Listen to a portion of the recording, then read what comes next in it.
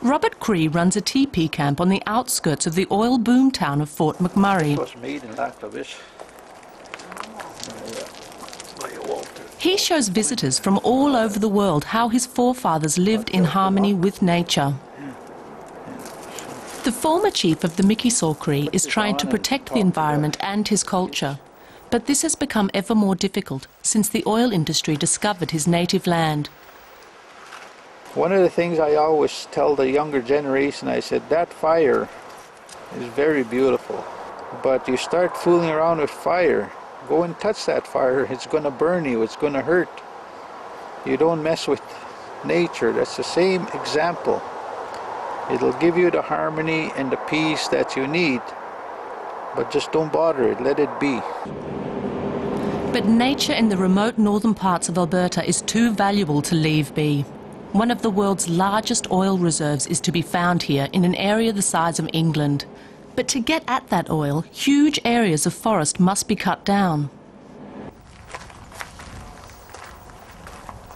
The clearance work is done out of view. Even the indigenous people are kept away. Absolutely not. Even myself, as First Nations, I'm not allowed to go into my traditional lands to go do my hunting purposes and whatnot. They've heightened the security so much that nobody can enter into those lands. Only the oil company workers have access to the huge mining areas north of Fort McMurray. High wages are attracting more and more workers from across the world. The oil sands are truly a super-sized business.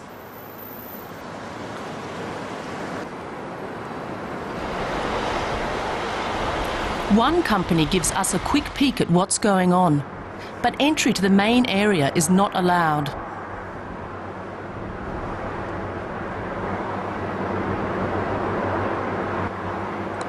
We take a drive across the site with Suncor Press Secretary Brenda Erskine. It takes huge amounts of water and natural gas to wash the tough tar out of the dirt. Because it's so big.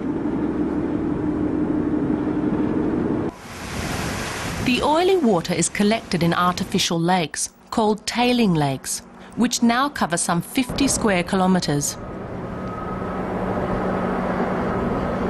We have collection systems at the bottom of the dikes, and we also do extensive monitoring at any areas where groundwater or seepage could be getting into the river to measure the quality of the river. One person who's concerned about water quality and the fact that so much is being extracted from the Athabasca River is David Schindler from Alberta University. I've seen enough of the oil sands to know that there is seepage. Typically they have pumps running in a pit along the bottom pumping the stuff back over the top. Well, the first thing that comes to mind is 200 years from now, when petrochemicals are gone or no longer used, who's going to pay for that pumping? The lake at Robert Cree's camp is still clean. Nature remains untouched here.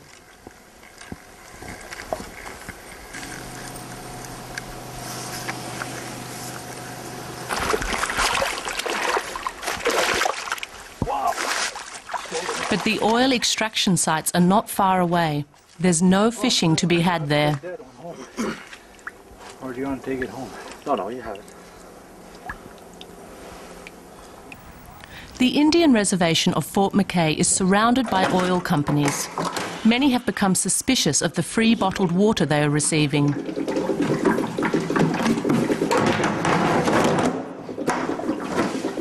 We used to go and drink water anywhere. The water was very good to drink around here.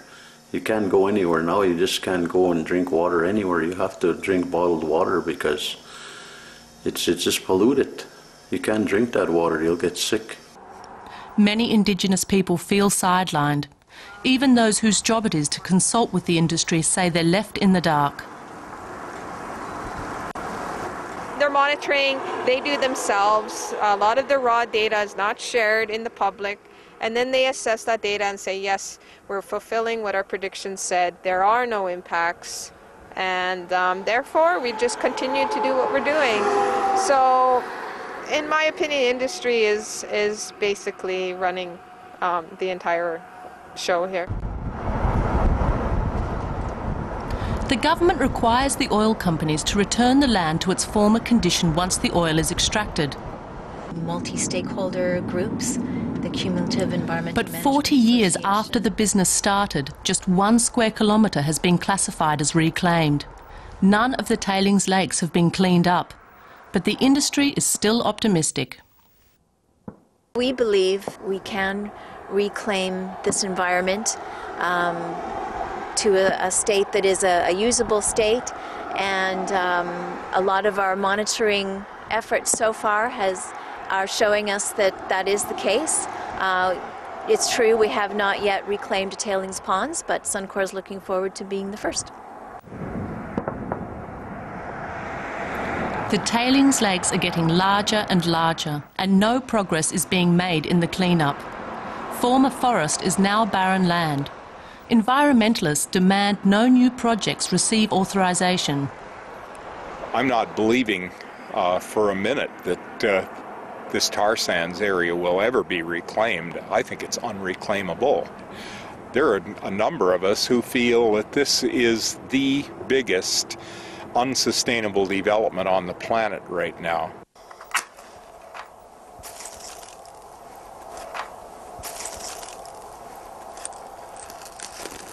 Although the oil companies are confident they can keep going here for another 70 years or more, Robert Cree is not sure how much longer he can hold out.